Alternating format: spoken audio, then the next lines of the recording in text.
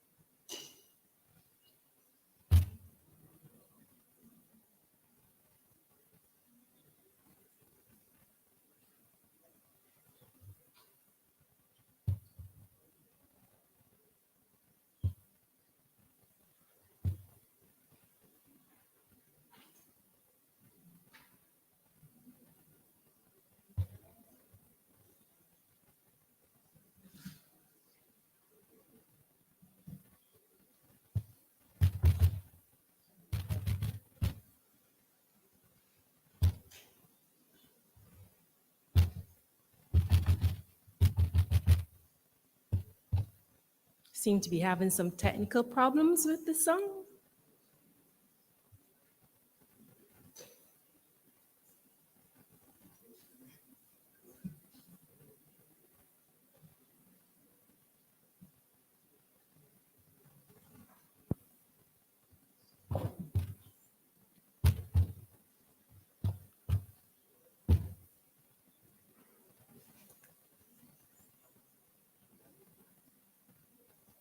Does protocol allow us to play the song at another point in the program?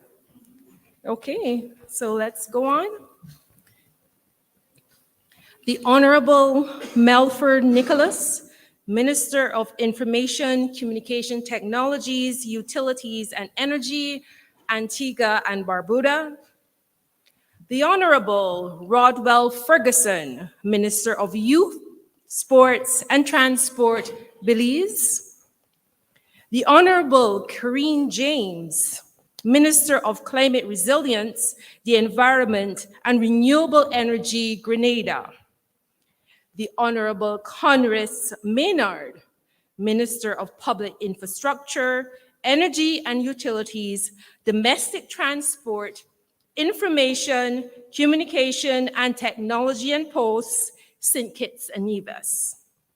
The Honorable Stevenson King, Senior Minister, Ministry of Infrastructure, Ports, Transport, Physical Development, and Urban Renewal, St. Lucia.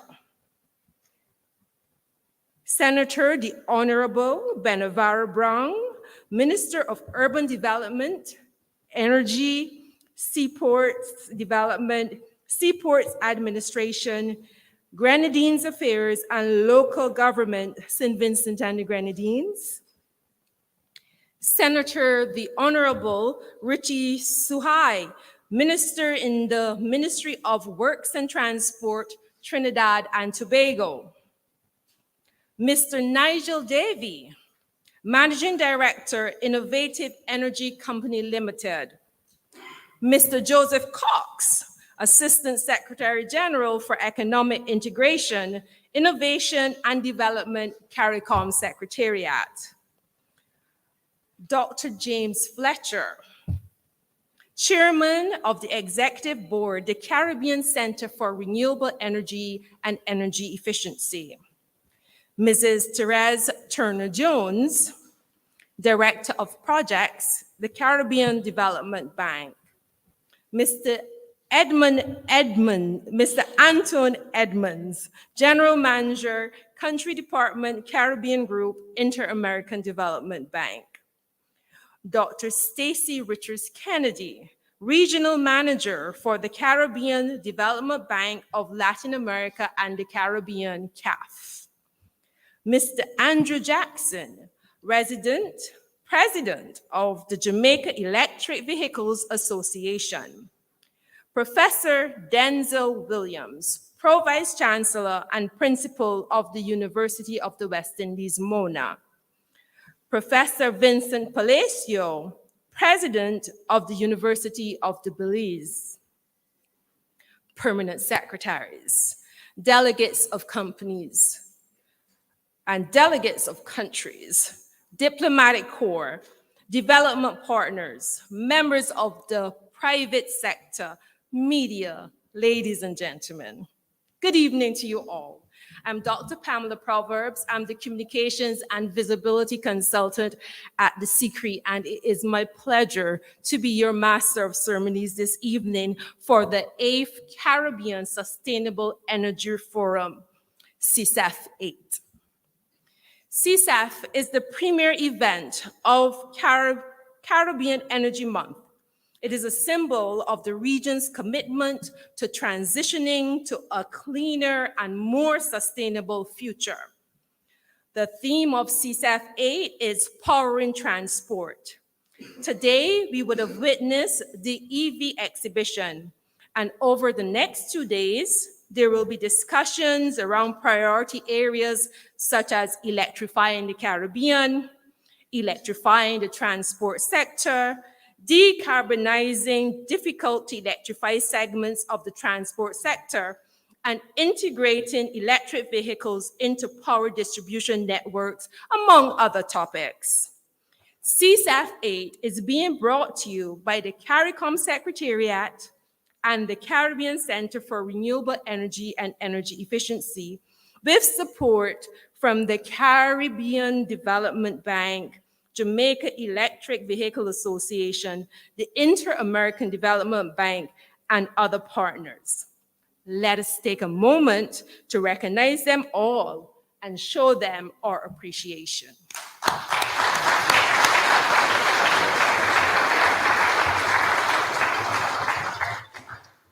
Thank you. Tonight, the task of delivering the official welcome is that of Mr. Andrew Jackson, President of the Jamaica Electric Vehicles Association. Please help me welcome Mr. Jackson to the lectern.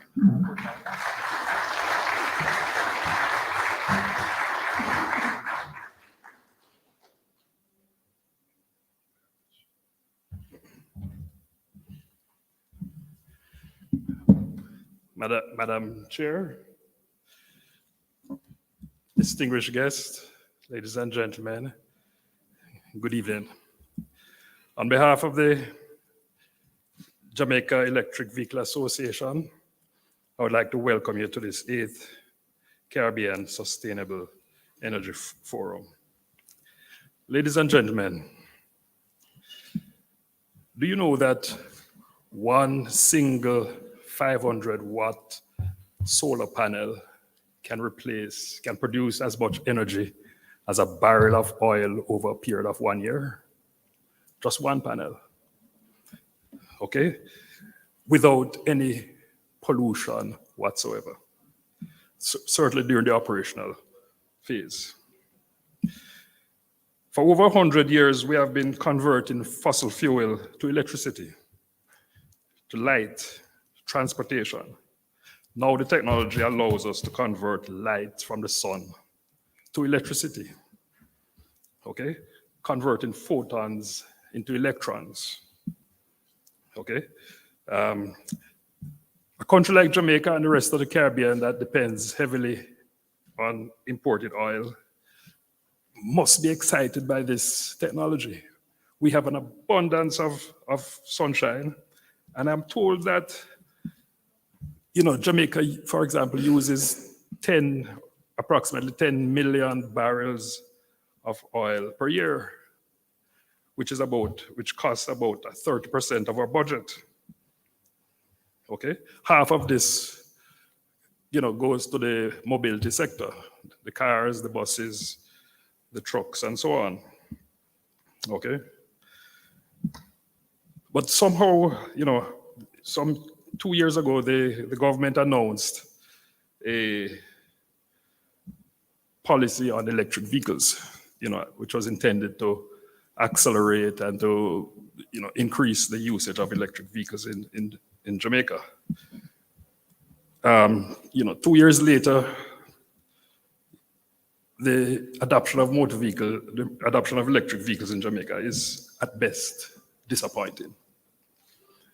The number of electric vehicles we see on our roads today, again, I'm advised, is probably less than 500 of a fleet of cars being added per year of about 50,000. Today, we have less than 500 electric cars on our roads. We need to find a way to accelerate that adoption. And this is what the Jamaica Electric Vehicle Association is all about, increasing the rate of adoption of electric vehicles. The advancement in solar and electric vehicle technologies is a godsend for Jamaica. I grew up in the 70s when we have seen us move from one oil crisis to the next, right? Remember what I said, one single solar panel, 500 watts, can produce as much energy as 1 barrel of oil per year. And this solar panel will keep producing and producing, possibly for the next 20 years. It is a godsend for Jamaica. And, we need to find a way to make this work for us. Welcome to this forum. Welcome to this conference. Ladies and gentlemen, welcome, welcome, welcome.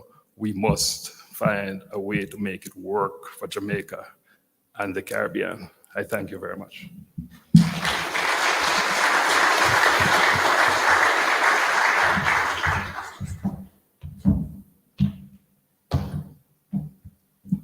Thank you, Mr. Jackson. And this forum is about finding a way for Jamaica and the Caribbean. So what a wonderful note to end on. Our next speaker is Dr. Stacy Richards Kennedy. Dr. Richards Kennedy is the regional manager for the Caribbean at the Development Bank of Latin America and the Caribbean, also known as CAF. In November 2022, CAF officially launched its regional management office for the Caribbean, located in Port of Spain, Trinidad, and it was headed by none other than Dr. Richards Kennedy. CAF has a US $30 billion portfolio of projects across Latin America and the Caribbean, and Dr. Richards Kennedy is leading CAF's effort to provide increased development financing to governments and private sector clients across the region. Ladies and gentlemen, let us welcome Dr. Richards to the lectern to deliver her remarks.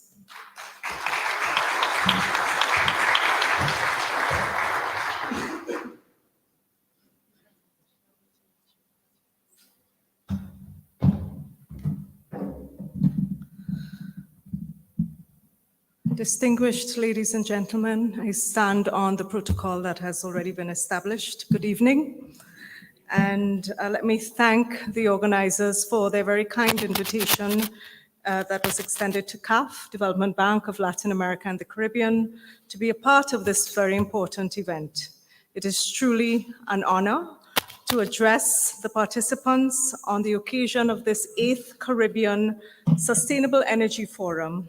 We're very pleased to be a sponsor and also to be deepening our partnership with the CARICOM Secretariat, my brother Joseph, and with specialized regional institutions like the Caribbean Center for Renewable Energy and Energy Efficiency. Our Caribbean needs tangible progress on these issues: climate change, sustainable energy, and transport. Just last week, we were at another energy summit in Barbados, and I heard the president of the Caribbean Development Bank say that without sustainable energy, there can be no sustainable development. And without climate action, there can be no sustainable development. And so CAF, as an institution, has at our DNA, at our very core, a commitment to regional integration and sustainable development. And so We're here because this issue is not just important to us, but it's central to our mandate. We have set as a region very ambitious targets, not to capture headlines, but to underscore the need for urgent action. And I recall what the coastline of Hellshire Beach right here in Jamaica looked like 20 years ago, when we had the expanse of soft, white sand along the shore where families could walk and talk and relax, and the children can play together and sunbathe or just hang out. Now, when I take my children to Hellshire Beach, it really pains me to see what has been the effect of climate change. And I try to explain this to them, but it's a story about the negative effects of the harm and the damage that have been done to the climate. Coastal erosion, sea level rise, the impacts to the many families that depend on the sea for their very livelihood and well-being. So for all of us living in the Caribbean, whether we were born here or not, taking bold steps to support climate action and the transition to renewable energy, this is something that's very personal and should be very personal to all of us. CAF congratulates the organizers on creating this dedicated space to exchange ideas on these issues in a very synergistic way. It is an integrated issue and challenge, which will therefore require multifaceted and multidimensional solutions. As I mentioned, in the weeks prior to this event, CAF was pleased to play an instrumental role in supporting the climate financing conference organized by the government of the Bahamas, the OAS Interministerial on Sustainable Development, the Caribbean Investment Forum, and just last week, the Caribbean Energies and Investment Summit in Barbados. We will also have a pavilion at COP28 dedicated to providing a platform for showcasing the efforts of Latin America and the Caribbean as a region of solutions. Certainly there are challenges, but CAF is known as a bank that is focused on results and delivery. We believe in the power of partnerships and in joining forces with other multilaterals like the CDB, like the IDB, like the World Bank Group, and others represented here today to channel increased financing to the Caribbean and to bring to fruition the development solutions identified by each country. It is imperative that the world reduces greenhouse gas emissions contributing to global warming, and the Caribbean is capable and committed to setting an example of what is possible when technology, political will, the private sector action, and citizens' involvement are harnessed to a common end. That is to save the environment without compromising development progress.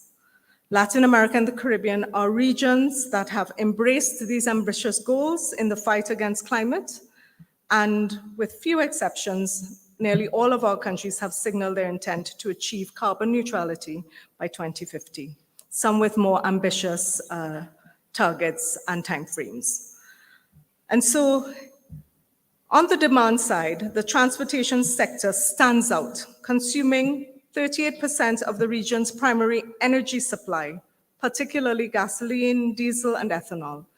And this requires deeper public policy actions and legislative measures to promote the electrification of transport as a key sector that requires the most effort to achieve emission reduction goals.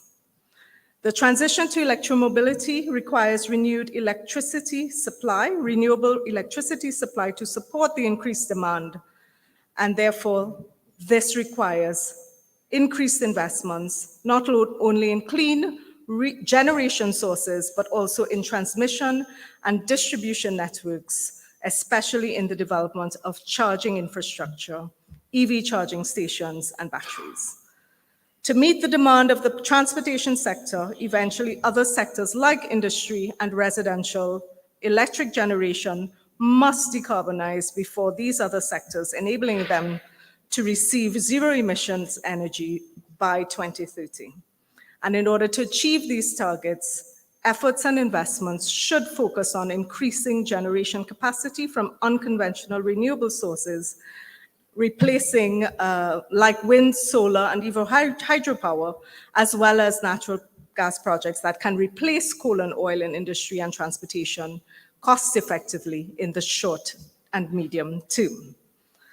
Given CAF's commitment to serve as the Green Bank and to promote inclusive and sustainable growth across Latin America and the Caribbean, we are increasing our support to energy and the energy sector, becoming a strategic partner in the region's energy transition by supporting member countries in transitioning from an energy economy that is based on fossil fuels to one that is based on low greenhouse gas emission energy sources. And we recognize that in many instances, this may mean a dual track approach.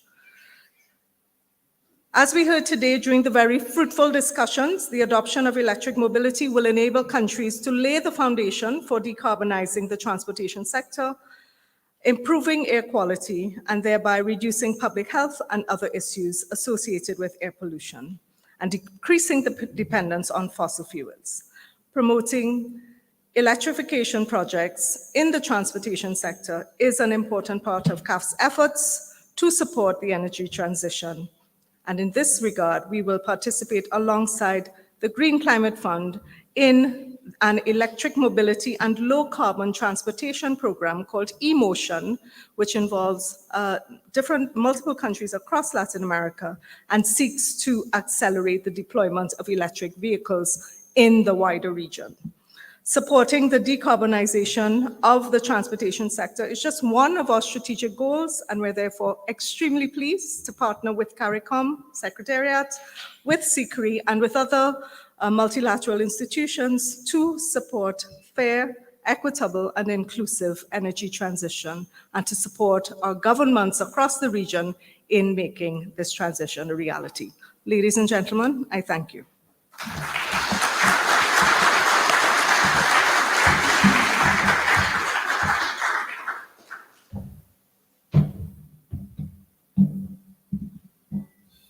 Thank you, Dr. Richards. And we thank all the development partners that are coming together to make the transition fair for all, because that is one of the big concerns with the whole energy movement, that some may get left behind. The Inter-American Development Bank is another one of our strategic development partners making CSEF VIII happen. Representing the bank tonight is Mr. Anton Edmonds, General Manager of the Country Department Caribbean Group and Country Representative in Jamaica. Mr. Edmond has over 25 years of experience in management and leadership roles in regional, public, and private sectors and development organizations. Prior to joining the IDB, he was ambassador of St. Lucia to the United States and permanent representative to the Organization of American States. He was also that country's non-resident High Commissioner to Canada and non-resident ambassador to Mexico. Mr. Edmonds, I invite you to deliver your remarks on behalf of the IDB.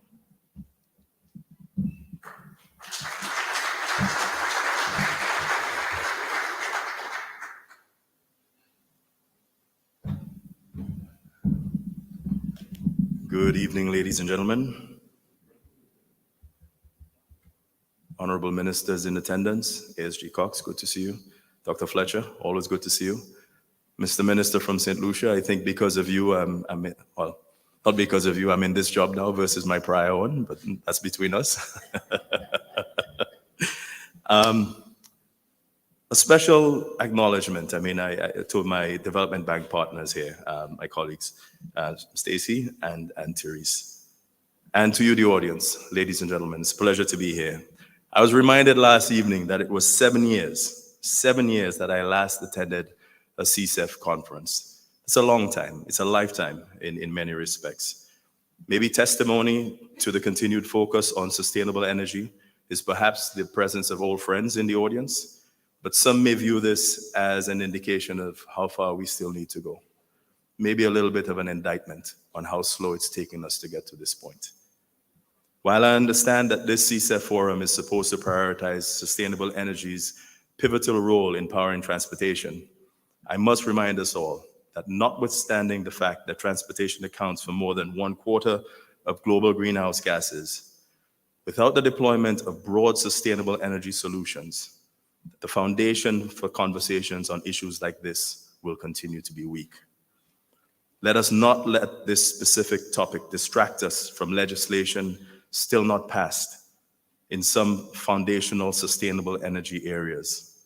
Let us not let this specific subject distract us from the fact that the broader enabling environment is still not that enabling, and that there are special interests within both the public and private sector space that will continue to be oftentimes an impediment to progress. The issue of sustainable transportation does not exist in a vacuum. It exists as a logical follow-up from basic sustainable development goals that we have long set for ourselves. We have to revisit those goals and address them even as we look ahead. For us at the IDB, we're committed to working closely with governments, regional organizations, and other stakeholders to advance a just energy transition by mobilizing technical resources, knowledge sharing, and financing. Through technical assistance, we are contributing to energy planning, the development of enabling regulatory environments and policies for clean energy, roadmaps for decarbonization in the power sector and beyond, including in e-mobility, and in hard-to-abate sectors such as long-haul transportation, shipping, and aviation. Earlier this year, we signed an MOU with the Caribbean Shipping Association, and we are supporting them with knowledge sharing, awareness raising, and targeted studies related to the decarbonization pathway of this particular industry. We as an institution provide long-term financing for investments in resilient clean energy infrastructure through bank capital and, when possible, blended with concessional financing from various sources. We endeavor, and I'm not necessarily paid to say this, but it is a fact that we endeavor to bring a whole of bank approach to the engagement. We have IDB Lab, which is our innovation center and incubator of sorts. We have the sovereign side of the IDB, which I technically represent here today. But we also have IDB Invest, which is the private sector arm, the entity that is supposed to look for opportunities to partner with those looking to deploy solutions in this space. One of the things that I would suggest that we continue to do is to look at the issue of regional approaches. We have to do so to address the issue of scale. As we all know, small economies that are not of scale are at times not able to enjoy cost-effective solutions and have limited bargaining positions with technology providers. I dare say that with well-coordinated actions, we can explore undertaking aggregated procurement where possible, and regional common actions such as standardization of equipment, regulation, and tendering announcements would be a powerful signal to the market and enhance traction in this region. There's a role here for all of us to work together, including the aforementioned development partners. With badly coordinated actions, however, we risk denying our people the opportunity to advance. We stunt their development as well as our own. I look outside today, 7 years later from the last CSEF. Urban areas have grown, sprawl has expanded, and there are more cars on the road than ever. And our windows are up. That's the scarier part. Our windows are up. Let us use these discussions at this event to be a renewed call for action to harness our collective knowledge and innovation to accelerate a just and resilient energy transformation in the Caribbean, including for the transportation sector. Ladies and gentlemen, thank you.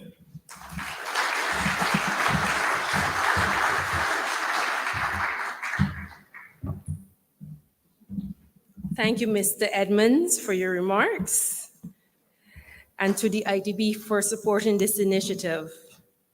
We are also pleased to have the Caribbean Development Bank as one of the hosts of CSEF VIII, Representing the CDB this evening is its Director of Projects, Mrs. Therese Turner-Jones.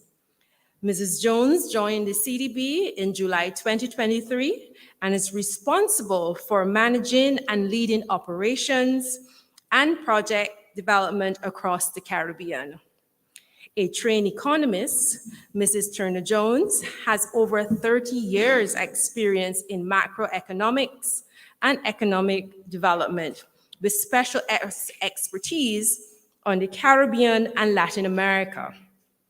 She served the International Monetary Fund in senior posts for over 20 years, both at a staff and board level. Between 2013 and 2022, she worked at the Inter-American Development Bank, where she served as General Manager of the Caribbean Group. A member of the International Women's Forum, Mrs. Turner-Jones is passionate about financial inclusion, gender equity, children, vulnerable communities, and the environment. Ladies and gentlemen, please help me welcome Mrs. Turner-Jones to the lectern.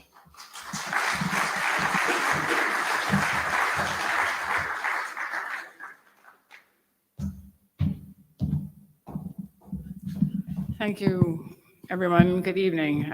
This is a long set of remarks, and a lot has happened already and a lot has been said. I want to congratulate my co-partners in this event, CSEF VIII, and it brings me really great pleasure to be here among you all tonight to bring some very brief remarks on behalf of the Caribbean Development Bank, of which I'm very proud to be a part of since July of this year.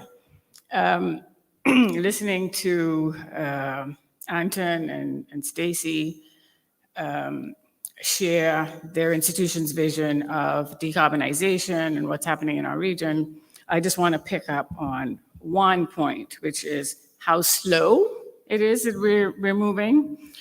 And think of it in terms of the 55% target by 2030. We are now in 2023, and we're only at 12%.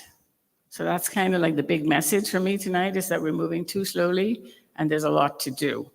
Not to mention, and also picking up on the points I've already raised, how crucial it is for this region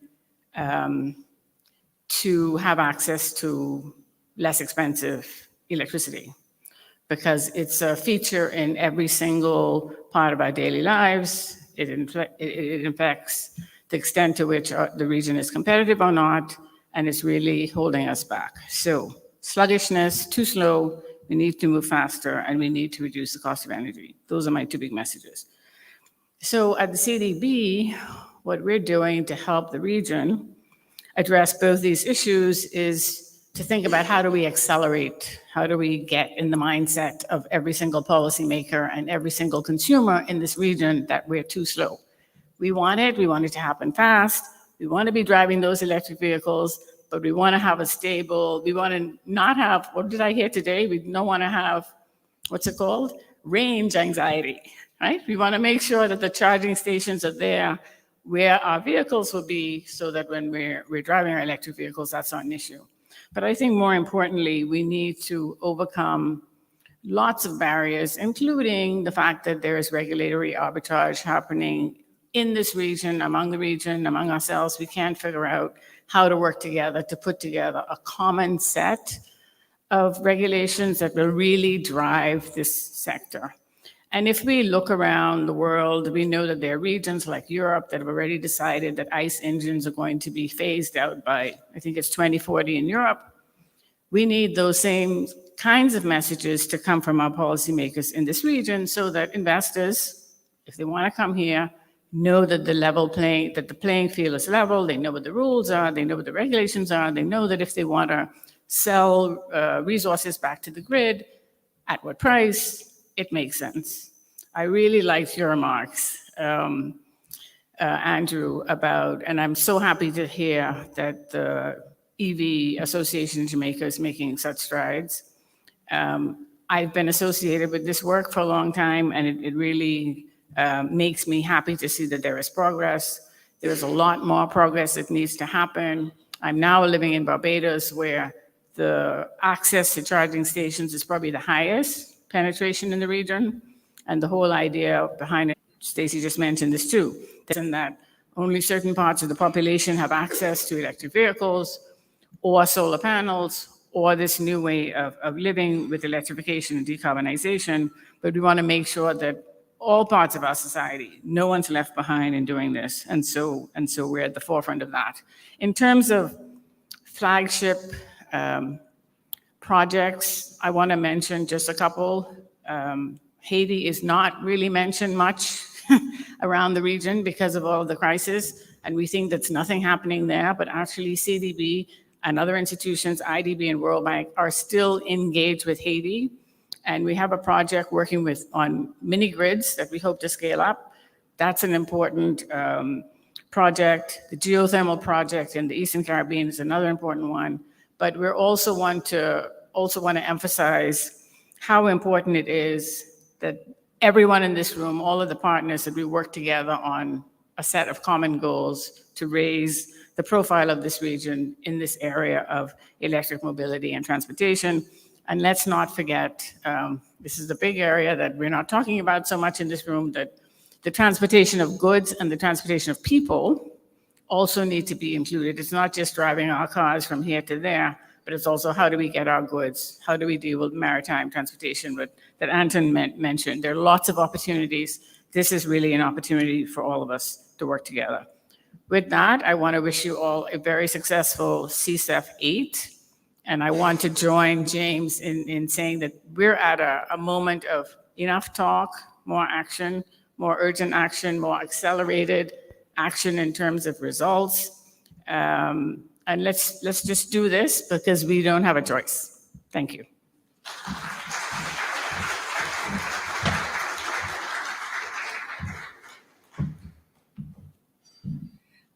Thank you, Mrs. Turner-Jones, for helping to set the tone for these proceedings, a just transition, and time for action. CSEF VIII is the premier. Most of the energy that is used for energy generation by 2020 to take advantage of our indigenous renewable energy sources. We see a lot of solar PV and wind, but we have great oceans that we have access to that also have the opportunity to provide us with energy. So there are lots of opportunities. There's a geothermal in our volcanic islands. So we do need to change the landscape so that we don't have to import so much, because it is costly to our governments to have to do that. But also we could have the potential to start exporting energy if it is that we can produce more than we actually need for the citizens of the Caribbean. Commitment to this transition has birthed increased regional collaboration within the Caribbean community. There is an of necessity, there has to be collaboration. Again, there's in various stages of implementation, but you find that countries are sharing, for example, technical assistance where necessary. But the other aspect of it is that we have to be conscious that for some of our countries, some of our member states, their geographic space and population is so small that in some cases, the smallest energy solution would be way in excess of whatever the capacity they would have. And therefore, you have to look at cross-border solutions and collaboration through that experience. And I do find that the talks are advanced in some respect in dealing with these cross-border solutions. Together, member states focus on driving innovation, revamping policies, and improving the knowledge and capacity of the region's people in the energy sector. These initiatives are vital for reducing energy costs and hitting national and regional sustainable energy targets. Despite these positive steps, challenges remain. The costly initial investment, limited funding, and outdated infrastructure are often hurdles. A former Prime Minister of Jamaica once said it takes cash to care, and everybody, knows what that really means. Bottom line is, based on the targets that were established in 2013 for renewable electricity generation by CARICOM, for 47% of the electricity that we are producing to be from renewable sources, it's a big amount of money. And when I say big, I mean not as large as required for some other things, as we know, but we are talking about upwards of $12 billion across the countries in the region to meet that kind of target, 47% renewable electricity generation. 12 billion across the 15 member states of CARICOM is an exorbitant amount. This is like anything ranging from 5 to 12% of the GDPs of some of these countries when we run it on a country-by-country basis. Challenging is funding the transition. And so that is one of the roles that the regional organizations definitely helps to support. So like the Caribbean Development Bank, CDB, they are one of those who are driving, those financial initiatives. We do have programs that we work through the CARICOM Secretariat, just so that we can help our governments to meet these targets that they would have set. So yeah, it's been interesting because the commitment is there. And what we've found is that when we work together, that we're usually able to access more financing as well as to develop better programs, because a development partner may not necessarily want to fund a 10 megawatt solar farm. But if you put together 10 megawatt farms in different islands, then that now becomes more attractive. And so having regional organizations like the CCRI, like the CDB and the Secretariat and 5Cs pulling together projects that can benefit multiple countries is definitely one of the ways that we've been able to help to support the financial side of it. The Caribbean's energy sector is at a critical junction. Transitioning from fossil fuels to renewable energy sources is essential for energy security, sustainability, cost savings, and combating the effects of climate change. It's an expensive transition, but it might be more expensive if we don't actually make the changes that we need to make. It's one that is complex. That's the best way of summarizing it. That it's one that is complex, and that complexity comes at with significant work, significant dedication, and requires significant upfront investments. But in the end, it's the kind of complexity which will deliver us a more resilient and a more secure energy future. People expect me to say good luck, and that luck will attend to us. And I do believe that luck will attend, but not luck as you would have interpreted normally. I use luck as an acronym. Labor under certain knowledge. What that means, once we have the requisite data, once we have the requisite legislative fixes, once we have the requisite changes to financial strategy and policy that will afford, broadening and deepening the engagement of persons in the market and in the energy transition, the hope for the region is bright.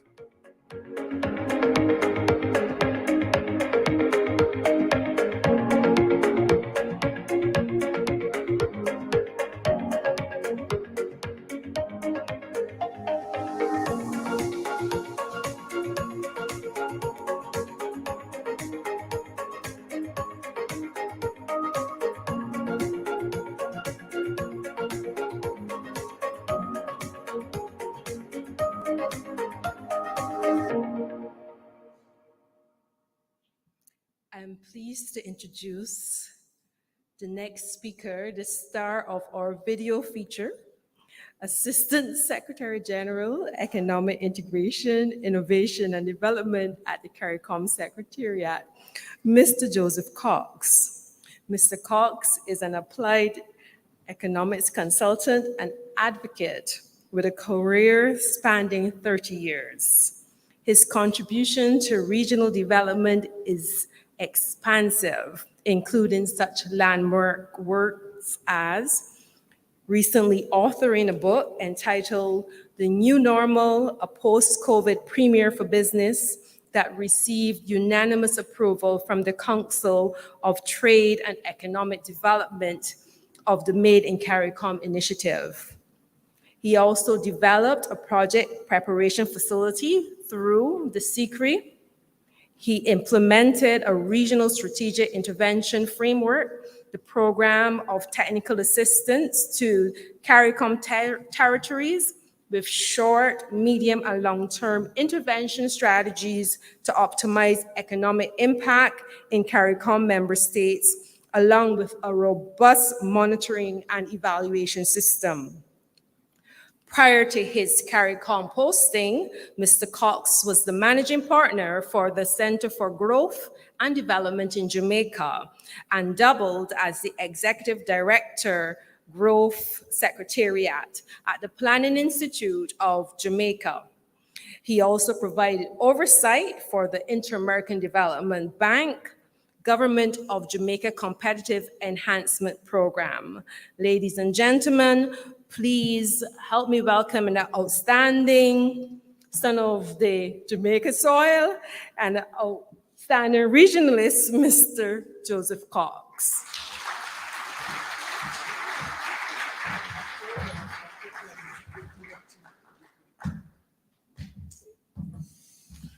All right. Thank you so much, Madam Chair. I too, distinguished ladies and gentlemen, I too will stand on the protocol already established as I wish you all a pleasant good evening.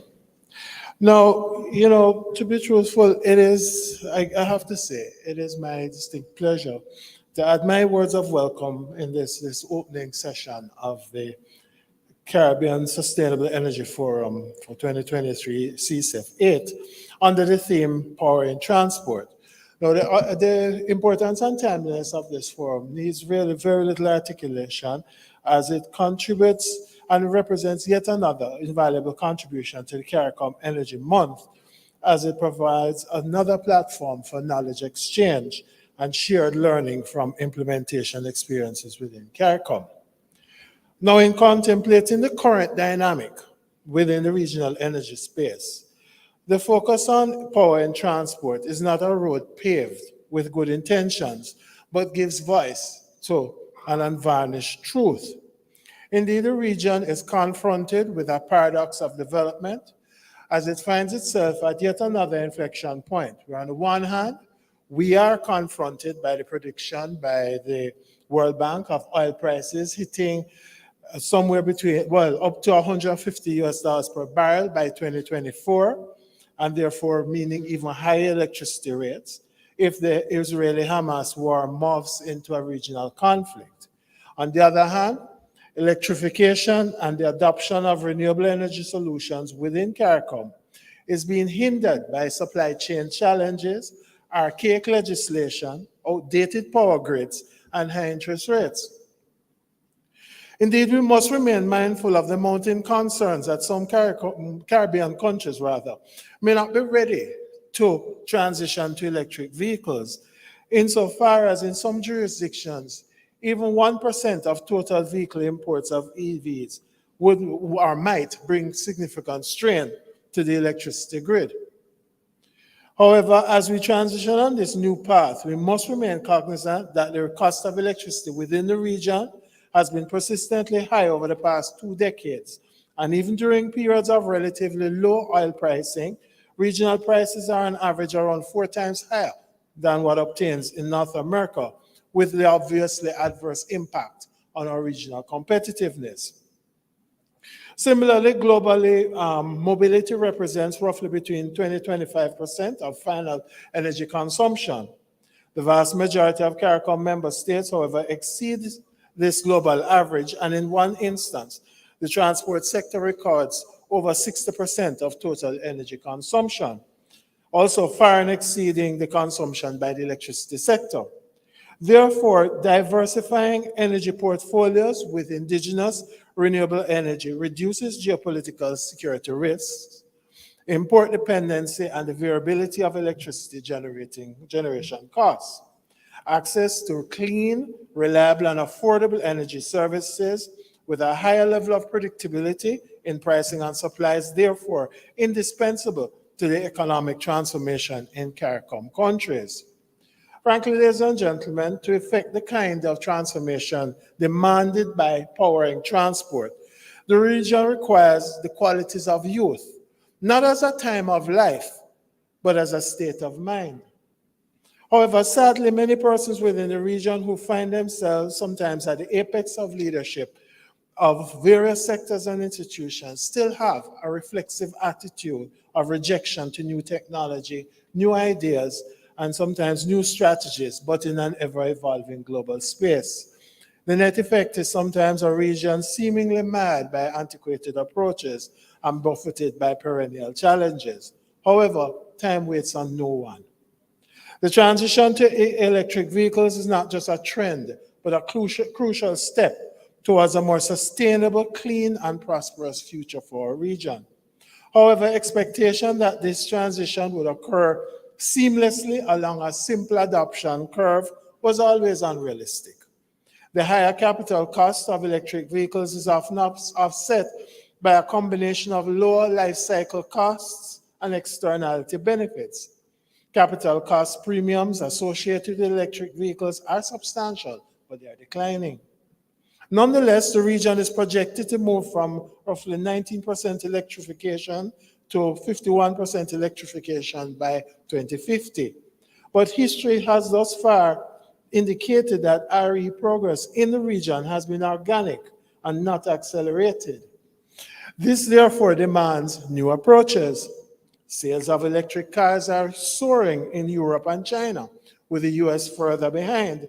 But the rush of new launches is putting pressure on European manufacturers in particular, who are struggling to compete with cheap models coming out of China. In fact, according to the CFO of Mercedes-Benz, some manufacturers are pricing battery electric vehicles similarly to petrol variants despite higher costs of production amid intense price competition. In other words, ladies and gentlemen, economic dumping of vehicles has already crept into the EV market. Indeed, though EV sales in the US are still growing, the pace has slowed. In the first half of 2023, EV sales rose 49% from 1 year before, a slower rate than the 63% increase last year. Manufacturers who have adopted a strategy of hedging their bets on EVs by continuing to invest in hybrids, hydrogen-powered cars, and other alternative eco-friendly vehicles are also influencing market outcomes. In fact, much of the pressure on European car makers to switch to electric is coming from China, whose government has heavily subsidized the industry. Chinese manufacturers have never managed to export large numbers of petrol and diesel cars to Europe or the US, but now brands such as BYD, NIO, and the Chinese-owned MG are gaining market share relatively rapidly, to the alarm, of course, of the traditional car makers in Europe and the United States.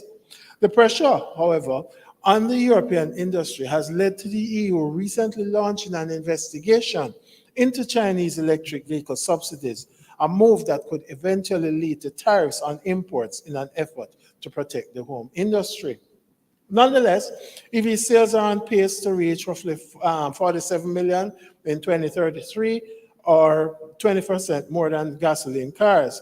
This translates to a tenfold expansion in EV market over 12 years. This is of particular relevance as the EU is slated to ban the production of the internal combustion engine by 2035, with Nissan in Japan also following suit. Now, this move comes as policymakers worldwide tighten restrictions on vehicle emissions to promote a shift to EVs. In Europe, the new Euro 7 emission standards are on track to go into effect as early as July 2025, with some manufacturers determining that these rules will raise the cost of developing the ICE engines or the internal combustion engines to unsustainable levels. On our part, frankly, ladies and gentlemen, in my view, this will require a strategic shift in our development model to be even more inclusive. In fact, it is time that as a region, motor vehicles are recognized as tools of trade rather than merely for pleasure, and in so doing, reassess the applicable import duty framework. This would actively discourage the dumping, and I use dumping in a classic economic term, of internal combustion engine vehicles in our market when the transition to EVs become more pronounced and emission standards in Europe render the ICE vehicles uncompetitive in that market, but continue to be viable in the Caribbean. This requires urgent legislative intervention. Similarly, while we are cognizant that several CARICOM member states offer several incentives to encourage the procurement of hybrid and electric vehicles, including the removal or significant reductions in import duty, there is potential abuse of the process looming. Indeed, some EV manufacturers offer subscription-based upgrades to unlock additional features or capabilities of the vehicles, such as increased range, improved performance, or advanced driver assistance systems. It might seem counterintuitive, but automakers have been increasingly paywalling features and services for their vehicles, including some features that are physically built into the car already. These features are being charged for on a monthly basis. This, therefore, is likely to constitute significant revenue leakage to already fiscally strapped member states, as the applicable motor vehicle import duties or revenue foregone, as the case may be, by the countries are founded on the CIF value of the vehicles. If features that would have normally enhanced the value of the vehicles are being implemented on a subscription basis, usually monthly, then the revenue foregone or collected, as the case may be, becomes compromised. For automakers, the advantage of this model is clear. Not only do they get a stream of recurring revenue for years after the initial purchase, but they can hope to maintain a longer-term relationship with the customer and build brand loyalty. Indeed, amid supply chain disruptions, geopolitical tensions, and the transition towards green mobility, manufacturers are, frankly speaking, trying to work out how to preserve their profit margins. It was all made possible by the advent of the over-the-air software updates, which were pioneered by Tesla around a decade ago and are now entering the mainstream. Today's vehicles are more internet connected and computerized than ever before. In fact, frankly speaking, I think we're driving mobile computers. But if companies can reach deep inside a vehicle to add new capabilities and tweak things from a distance. Brands such as Lexus, Toyota, and Subaru invite owners to pay for the convenience of being able to lock or start the cars remotely through an app. In some BMWs, you can pay to unlock the automatic high beam headlights, which dim for oncoming traffic. Indeed, in 2020, BMW floated the idea of pay-as-you-go heated seats and steering wheels. General Motors and Ford both offer subscription plans for their hands-free highway driving systems.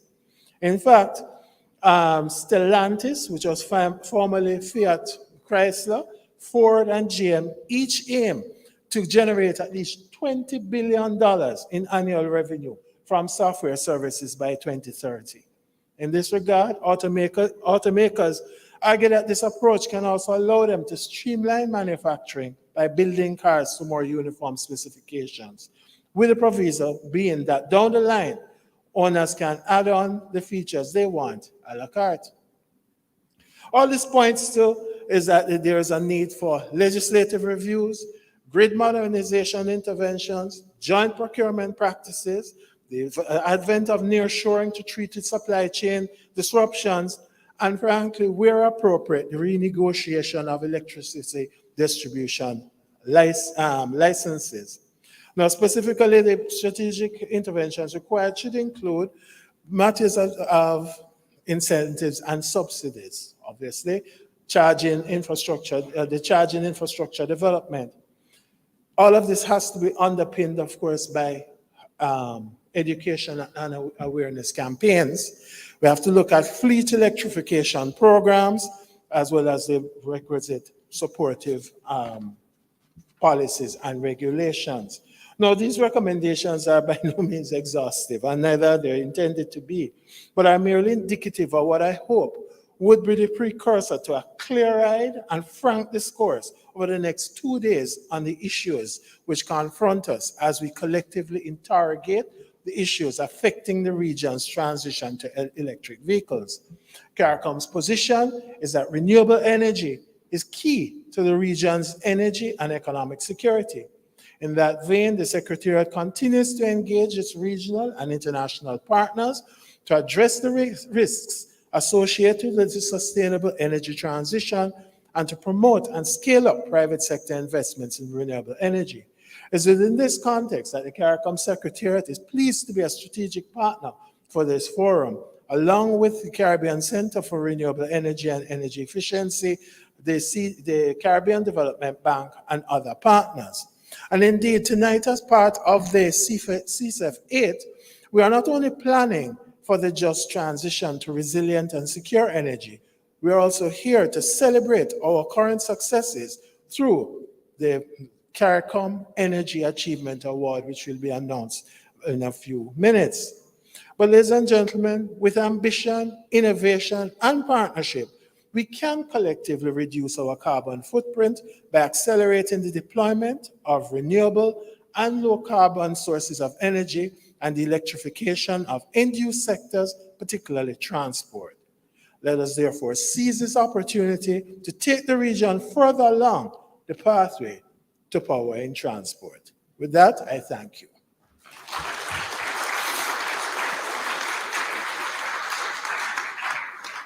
Well, ladies and gentlemen, you won't get rid of me that quickly.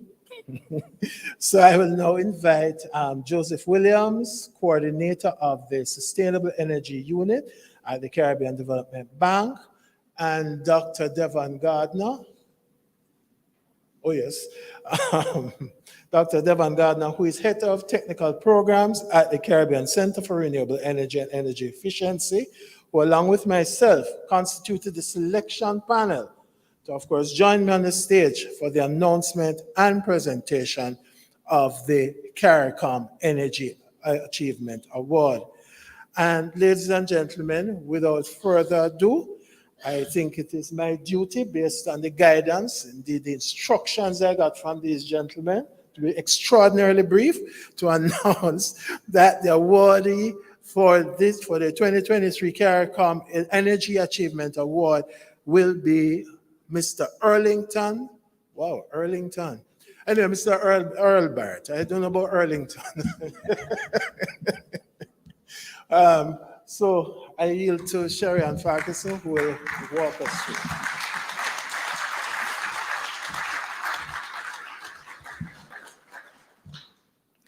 Mr. Earlington Earl Barrett is an engineer with over 40 years of experience and has been at the helm of the VIII wind farm for more than 12 years. He holds a Bachelor of Science degree in electrical engineering from the Milwaukee School of Engineering, Wisconsin, USA. He holds senior management training from the Kellogg Graduate School of Management, Northwestern University, and the University of Illinois at Urbana-Champaign. Mr. Barrett is a lifetime member of the Institute of Electrical and Electronic Engineers, the IEEE, and a past chairman of the Electrical Engineering Practices Committee of the Bureau of Standards, Jamaica. Mr. Earl Barrett is the managing director of the VIII Wind Farm, which is the largest wind energy facility in the English-speaking Caribbean, and was built by the government of Jamaica to help diversify Jamaica's energy mix in 2004 with the commissioning of a 20.7 megawatt plant, VIII Phase 1. Under the leadership of Mr. Barrett, this was followed by the development of VIII Phase 2 in 2010, which generates 18 megawatts of power, and VIII Phase 3, the further expansion of another 24 megawatts of the facility, was officially commissioned into service in June 2016. Mr. Barrett pioneered the democratization of the ownership of VIII Wind Farm when VIII was listed on the Jamaica Stock Exchange in March 2019 through an initial public offering, an IPO, which allowed an estimated 31,000 Jamaicans to contribute to the nation's energy transition by owning shares in the company. Once listed on the JSE, VIII became the second energy-related company on the market.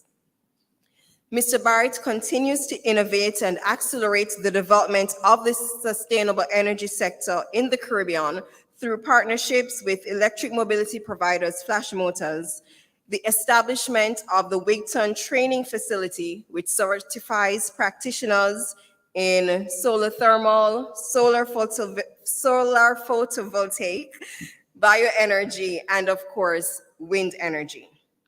This stellar track record of the Wigton Wind Farm under Mr. Barrett's leadership has led to Wigton being chosen as the thematic hub for wind energy for the Caribbean Center for Renewable Energy and Energy Efficiency.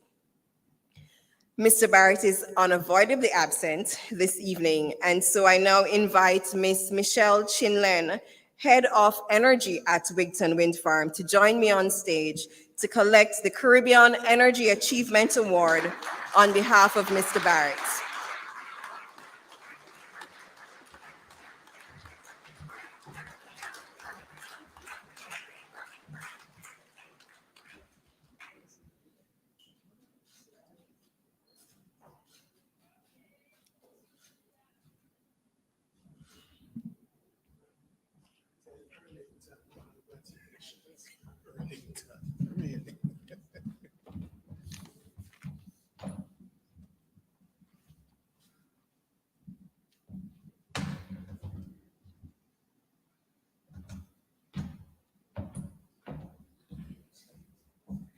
Thank you. That was a bit of a lukewarm clap. So I want you to join me again in giving our awardee, although he's not here, a round of applause, please.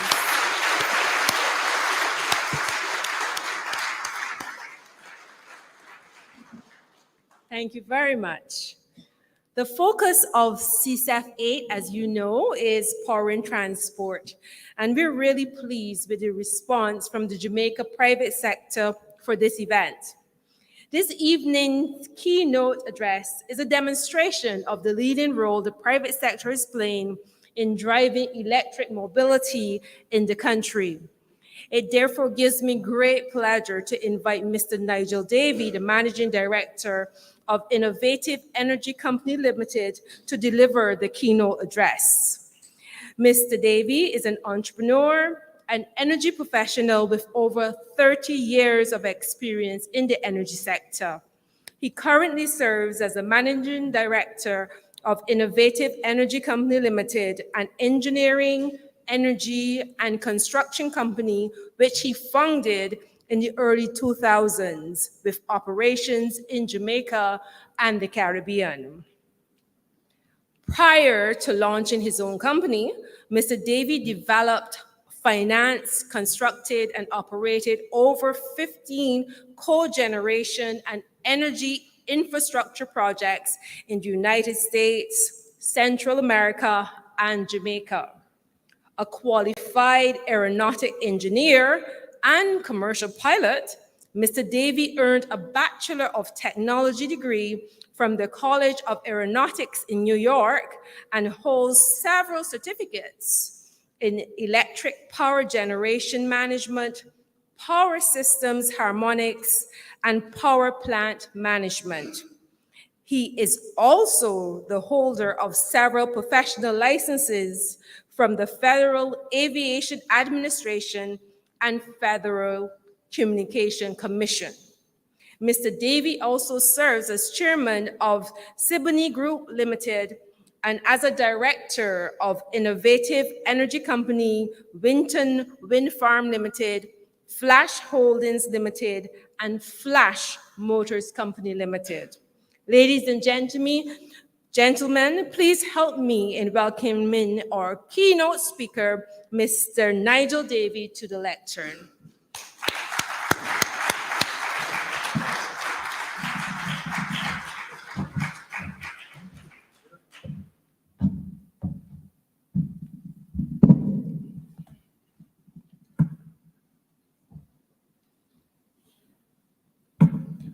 Well, good evening, ladies and gentlemen.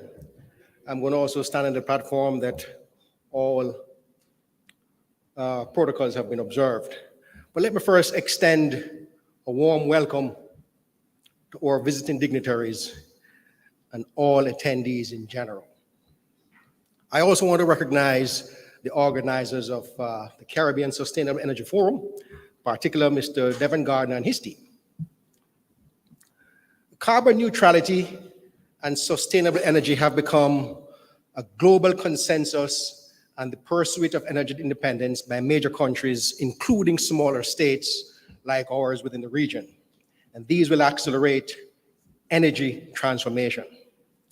This forum is indeed timely, and we all hope that it will be a catalyst for the exponential growth in the development of sustainable energy in the region. We occasionally use the terms sustainable and renewable energy interchangeably, to the chagrin of some of our learned colleagues. But for clarity, renewable energy is energy that is created and replenished naturally, while sustainable energy reliably meets both the short and long-term needs of society while maintaining the natural environment. My focus today will be centered around sustainable renewable energy. I should therefore get in no trouble with my learned colleagues. With the growth in sustainable renewable energy, regional states like Jamaica concurrently reduce our dependence on imported fossil fuel and enable us to better contain the inflationary effects of volatile fuel prices on our fragile economies. CARICOM has the potential to substantially wean itself from petroleum fuels as we know it. Still, our regional governments must be deliberate in setting lofty yet achievable RE penetration goals and follow up with enabling policies that ensure that these goals are achieved. Our petroleum in the region is the sun, wind, hydro, and geothermal, and we have an abundance of the former. Let's therefore responsibly exploit these natural and renewable energy resources to decarbonize and grow our economies. CARICOM can potentially be a major player in this sustainable renewable energy thrust. Renewable energy is no longer considered frontier technology. It is now deemed mainstream, and developing economies like ours should move with alacrity to deploy it at a rapid but sustainable pace. The local and regional private sectors should invest in renewable energy with equal vigor and conviction. I know Dr. Street Forrest at the Jamaica Stock Exchange is very bullish about the green bonds on the exchange. Undoubtedly, our regional governments share similar sentiments. This will be an excellent source of capital for the greening of our respective economies. Indeed, Jamaica and the regional governments, with the support of our international partners, have been setting lofty renewable energy penetration goals. Cases in point. Recently, Jamaica issued a request for proposal for 100 megawatts of renewable energy. Guyana did something similar a year or two ago. Barbados has somewhat liberalized its electricity sector.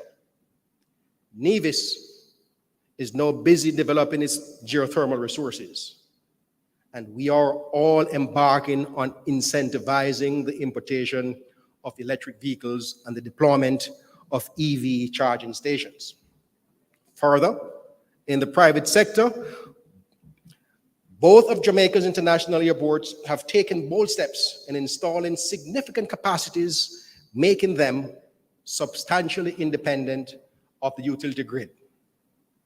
Jamaica's National Irrigation Commission is embarking on the installation of 3.7 megawatts of renewable energy, plus battery energy storage for the agricultural sector. These initiatives demonstrate the conviction of our regional governments and the private sector in decarbonizing our respective economies. However, we have a lot more work to do. The following effect of these initiatives is an increase in foreign direct investments, which spawns economic activities while simultaneously making us more energy independent. I will hasten to add that our local and regional private sector should actively participate in these green investment initiatives. While FDIs are important, local participation is equally important. The continued downward pressure on the prices of PV solar panels, inverters, and battery energy storage systems has now made this technology very competitive with the traditional fossil-fired power plants. We just hope that wind and hydro technology will follow suit in this trend. Developers, investors, and grid operators, supported by policymakers, should work in harmony to ensure that the deployment of green energy is properly structured and preserve or improve the resilience of our electric grids.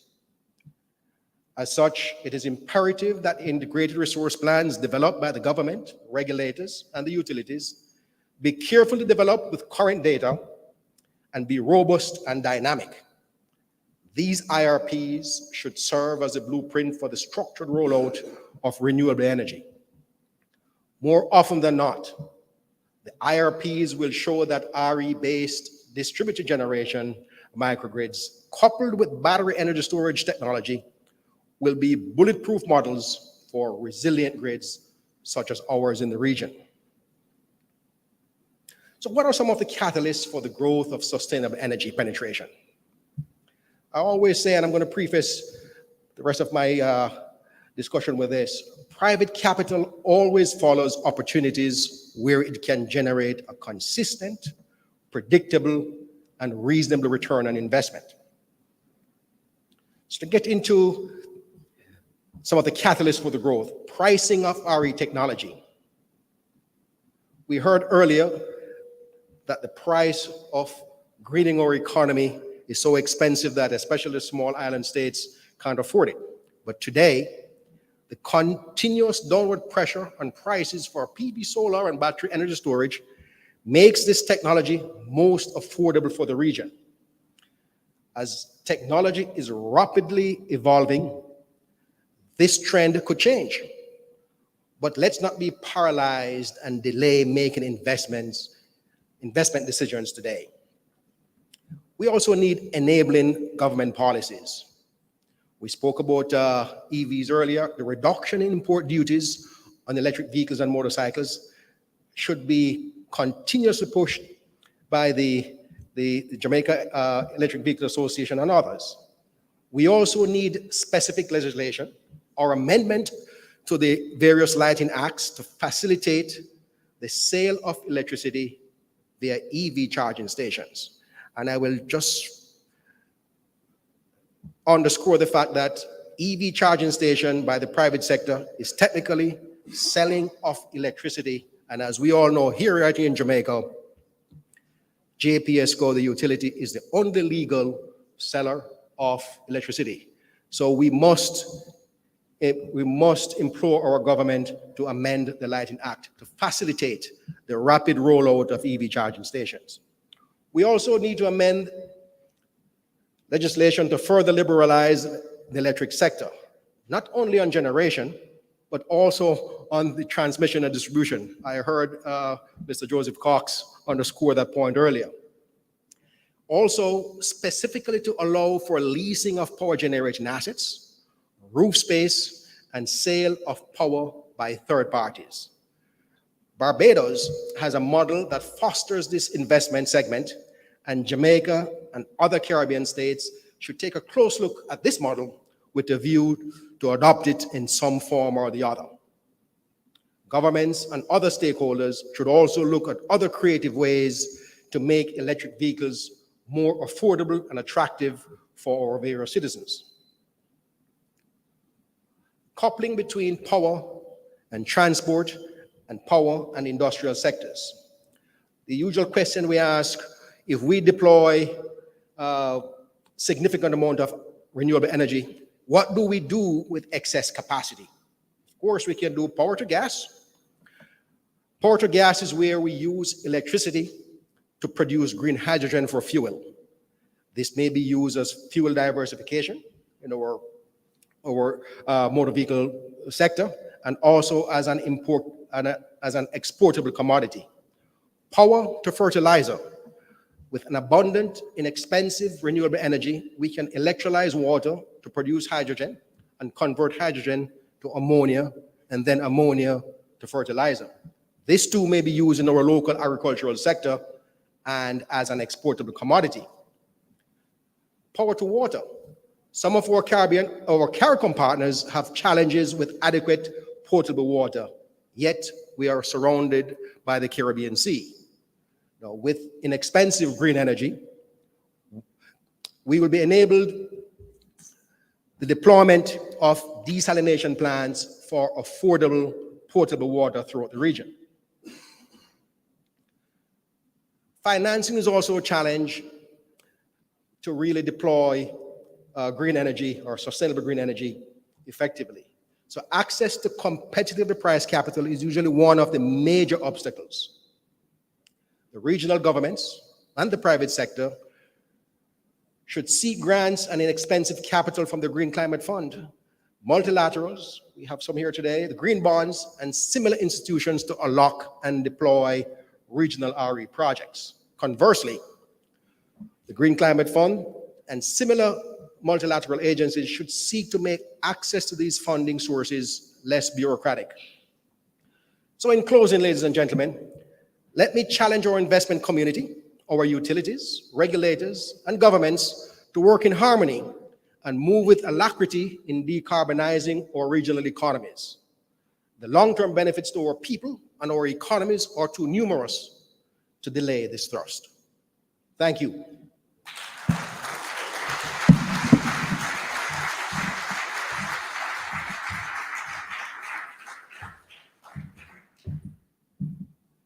Thank you, Mr. Davey, for your insightful remarks, for the work you're doing in Jamaica to drive electric mobility, and for your support to CSEF VIII.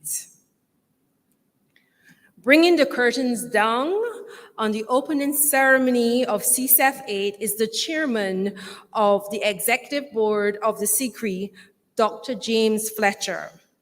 Dr. Fletcher is a former minister of government in St. Lucia, with responsibility for public service, sustainable development, energy, science, and technology. He's also the founder of the Caribbean Climate Justice Project. Dr. Fletcher was elected as chairman of the executive board of CCRI at the first meeting of the third cycle of the board on Tuesday, December 6, 2022. Dr. Fletcher is a key figure in the Caribbean's 1.5 to Stay Alive civil society campaign. During COP21 negotiations, he was chosen by the COP president to be part of the ministerial team that assisted in reaching consensus on the elements of the Paris Agreement. Please help me welcome the chairman of the CCRI, Dr. Fletcher, to deliver the closing remarks.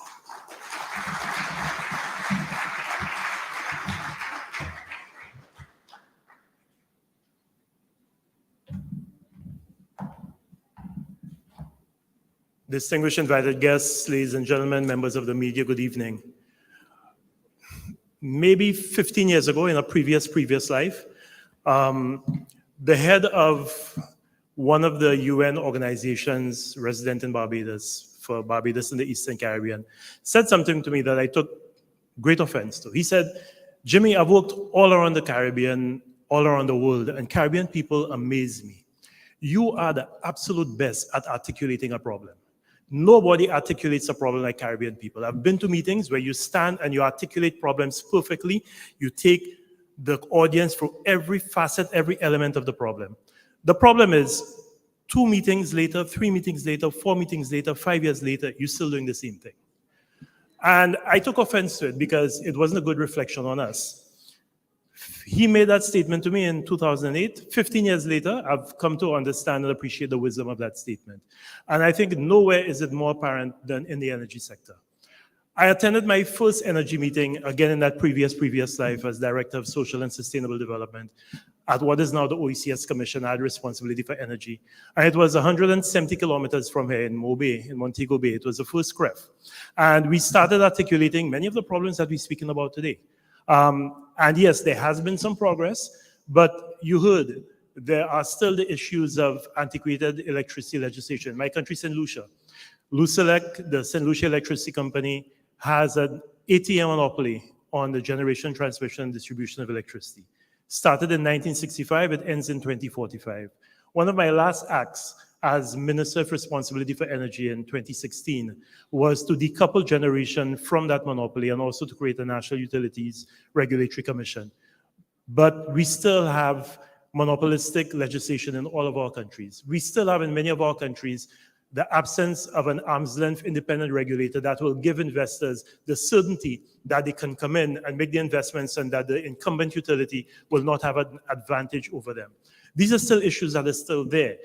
We complain about absence of funding, and I see that particularly in the climate change space. But we cannot say to the Green Climate Fund or the Adaptation Fund or the GEF or the Caribbean Development Bank or the 5Cs that we have a plethora of projects in front of them for them to review, to approve. So we complain that we don't have the money, but we're not producing the bankable projects that we are submitting to them, because in every single sector in the Caribbean, climate change is impacting. Tourism, health, education, energy. So theoretically, for every single Caribbean island, there should be 15, 20 projects in front of the GCF, in front of the GEF, in front of the Adaptation Fund. Where are these projects? Yes, there's the issue of scale, but at least let's produce the projects. Where are the projects? So I really would not like this CSEF to be another one of those meetings. Again, in a previous life, I distinctly remember at the 54th Quoted on energy in Ghana in 2015, and the 55th Quoted on energy and the environment. My memory is still good, Joseph. Again in Ghana, Dr. Vince Henderson, who at the time was chairman of CIDSDOC, is now Minister of Responsibility for Energy, is Honorable Vince Henderson in Dominica, made an impassioned plea to us, the Ministers of Environment, Ministers of Energy, in the Caribbean, on why we needed a CCRE, why we needed a Caribbean Center for Renewable Energy and Energy Efficiency. Some of us had doubts because we didn't see how CCRE fit into that energy ecosystem in the Caribbean. You already had an energy desk in CARICOM, you had CDB doing work in energy, and we were not convinced that there was a need for CCRE. Vince convinced us that there was a need for CCRE. There is a need for CCRE, but I think, and I'm speaking now as the chairman of CCRE, we need to reconceptualize what is that space that CCRE should be occupying in that regional energy ecosystem. And I'm hoping it's one of the things that comes out of this meeting, because as the chairman of CCRE, I need to be able to, we have a board meeting coincidentally on Friday here in this hotel. We need to start looking at how CCRE fills that void and acts as a catalyst for this energy transition in the region. And we would like this to come out of this. One of the items on the agenda I see is dealing with excess renewable energy. Excess renewable energy? Where is it renewable energy? How can we talk about excess renewable energy when we're not even anywhere near the 47 or 45% that we've set as our target? So, you know, we have to be realistic. This Caribbean needs energy champions. And we do not have energy champions in the Caribbean. We need, and I'm looking at some of the ministers in the room, we need you to be energy champions. We need you to take this energy sector and in your own domestic jurisdictions, ensure that the legislation that will remove these monopolistic, antiquated electricity supply acts is repealed, and that we have modern energy legislation, a suite of legislation, that we have independent arm's length regulators in all of these countries that would give independent power producers the certainty, the confidence that they can move into that space and they will be operating on a level playing field with the incumbent utilities. We need also innovation, and we need our universities to come in. I'm very happy that both the University of the West Indies and the University of Belize is here, because I remember Al Binger of CIDSDOC, who has done so much work in this region, exciting me as a minister about OTEC, Ocean Thermal Energy Conversion. My staff started getting tired of hearing me talking about OTEC. But I saw in OTEC an opportunity for small island developing states to deal with this vexing problem of baseload power, particularly those that don't have geothermal. And OTEC had so many other side effects that could come. We still know further with OTEC, and I think there we need academia to come in and with the private sector to see how we can develop OTEC that can work for us. But the transport sector, that's what we're here to discuss. It's not just the vehicles, but how about coal ironing of our ports? How about saying to our ports, our port authorities, that we will green our ports, and we will say to these big mega cruise ships that come in, and every time one of these cruise ships berths in one of our ports, it uses between 5 and 7 megawatts of electricity. Imagine St. Lucia, 4 cruise ships, which we see routinely during the cruise ship season, berthed at Point Seraphin and Port Carénage. That's 20 megawatts of electricity. That changes the business case of the utility company tremendously. So we're exporting energy now. You don't have to be converting it to green hydrogen or green ammonia. You're selling it to Norwegian and to Royal Caribbean and to Celebrity and Carnival. That's energy that is being exported. So these are opportunities that we have to take advantage of. But finally, having founded the Caribbean Climate Justice Project, it would be remiss of me if I don't speak about this issue of just transition. We have to ensure that everybody is a participant in this energy transition. Because right now, the poor person in the Caribbean couldn't care less about this energy transition because they cannot afford to put solar PV panels on their rooftop. First of all, their rooftop cannot accommodate solar PV panels. The wiring at their homes cannot accommodate solar. I'm just going through the process myself of putting up solar PV panels, and I have to do a complete retrofit of my wiring because I have to bring it up to code, and it costs money. Not to mention the fact that the average PV system costs, what, 10, 15,000 US dollars? They can't afford that.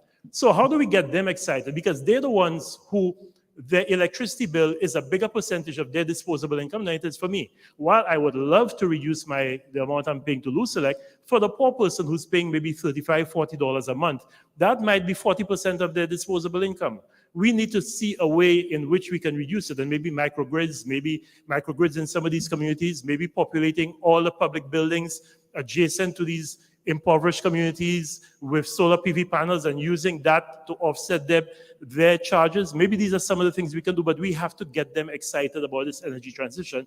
Otherwise, you'll find that it's a very small subset of our population that is interested in this. And the issue of vehicles, let's not forget, this explosion in vehicles on our roads happened when people were able to go on the internet and buy their own vehicle and bypass the car vehicle dealers. That is the only time electric vehicles will take off in this region. I'm sorry, it doesn't matter how much government reduces import duties on vehicles, they will still be outside of the range of the average person who is driving a vehicle on those roads. So we have to see if this happens, how do we prepare for it? And we don't have the same problems that we had when we had this abundance of ICE vehicles on our roads to now have an abundance of computers with outdated operating systems running on our roads and the perils that can cause.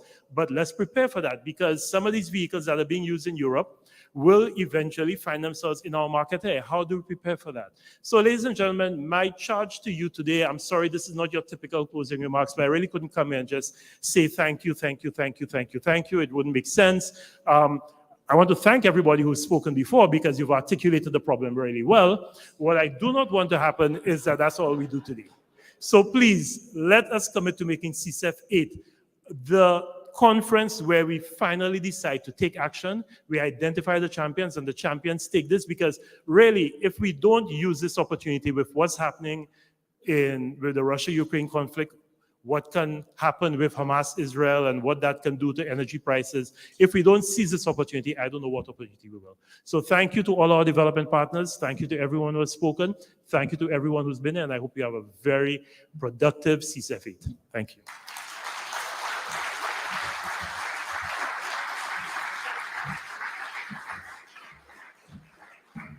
Thank you, Chairman. Thank you, Dr. Fletcher.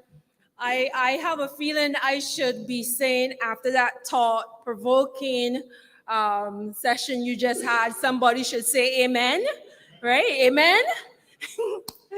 Ladies and gentlemen, that concludes the opening ceremony for CSEF VIII.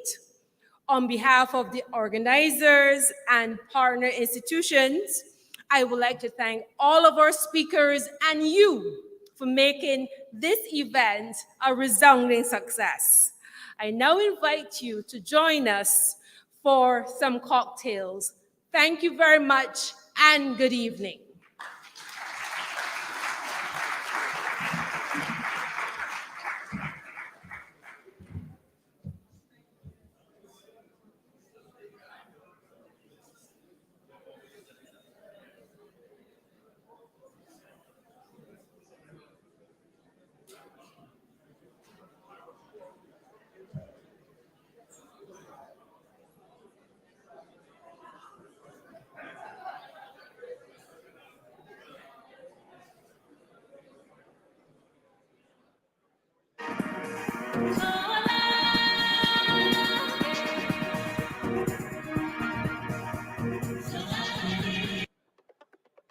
Wake up, Africa, the time is now. Wake up, Africa, the time is now. Masitlanganeni, we got to live together. Masitlanganeni, we got to live together. We